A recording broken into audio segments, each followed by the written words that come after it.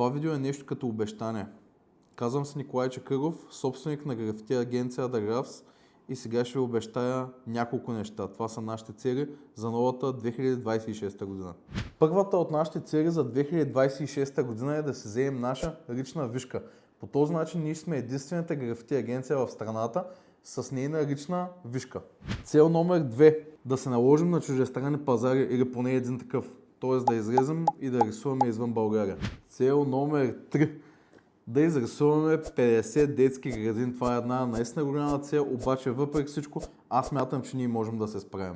Цел номер 4. Да изрисуваме 10 подреза, като няма никакво значение в кой град от страната са. Могат да бъдат във Варна, София, Пловдив, могат да бъдат в някой малко населено място. Няма значение, важното е да са поне 10. Цел номер 5. Да изрисуваме поне 15 училища, тъй като обществото наистина има предимства.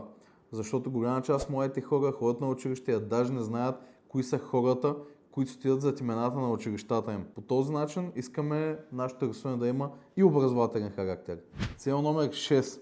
Искаме заедно с нашите партньорства с Енергопро и Електрохолд да изрисуваме поне 10 трафпоста без значение къде са. Това може да бъде в някой малко населено място в другия край на страната, може да бъде и тук във Варна. И за финал нашата последна цел, понеже натърсят от много различни места, целта ни е да изрисуваме още поне 100 различни проекта в цялата страна.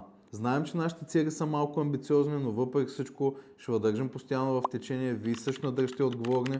Ще се видим до година. Надявам се, че ще успеем да постигнем всички тези цели.